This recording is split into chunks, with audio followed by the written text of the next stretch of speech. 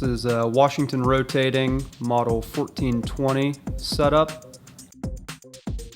This model uses an 11-inch 3M bottom flange, so we'll be installing an R53 ring gasket. First you'll line up the bolt holes in the flanges and install the appropriate size studs and nuts.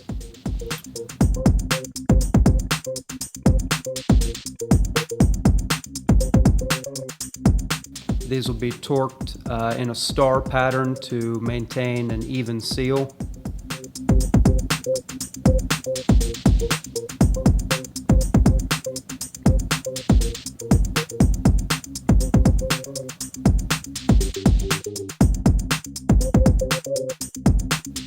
This is our Model 1400 Shorty bearing. It uses a bolt-on style stripper rubber.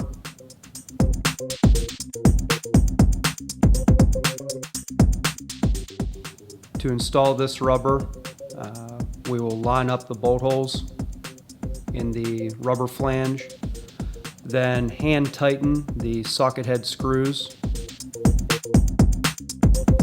After that, we will torque them down again in a star pattern to maintain an even seal. Once they're torqued, we're going to use safety wire to retain the bolts. We're going to do this in a 3-bolt pattern, so you're going to have 3 groups of 3. Thread the wire through the bolt heads, then twist the wire together and tighten it all down.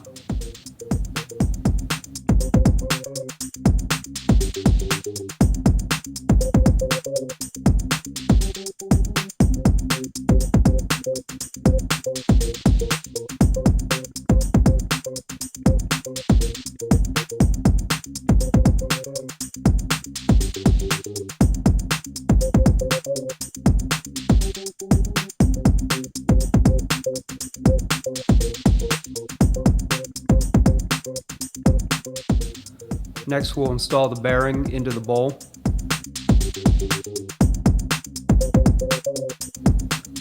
On all our bearings, there is a stop lug on the front by the oil port.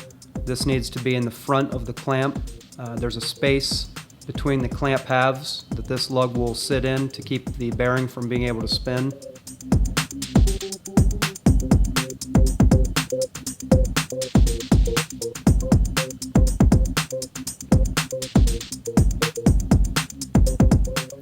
Be sure the oil port is facing forward in the clamp.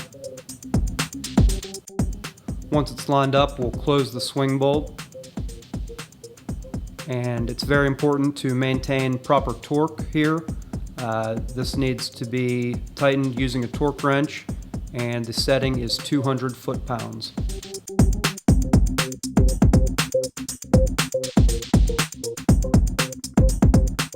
Next, we will attach the oil line to the lubrication port on the front of the bearing. This is a simple press fit connection. Once the oil line is attached, we will attach the rig air supply to the lubricator, being sure that the regulator is set to 30 psi. After that, the rotating control head is ready to be put into use. Next, we're going to demonstrate a routine maintenance item, replacing a bowl seal. In order to do this, you will need to remove the bearing. There are 2 clamp stops behind on each side of the clamp. These will need to be removed to provide better access to the bowl seal area. Once those are removed, the clamp can open to its full width. A tool such as a screwdriver or a pick will be used to remove the old seal, scraping away any debris if necessary.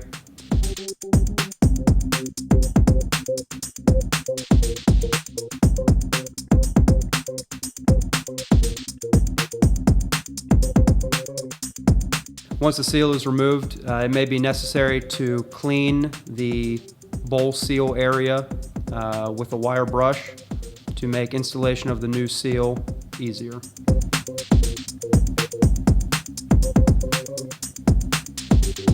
Start the new bowl seal at one edge, being sure to tuck it into the groove. There's a lip at the top it'll need to be placed under. And then start working around from a center point with a ball-peen hammer. That's how you install bowl seal.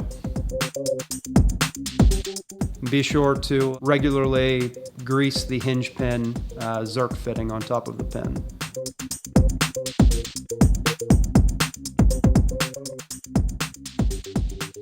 We hope this has helped in your understanding of rotating control heads and their setup.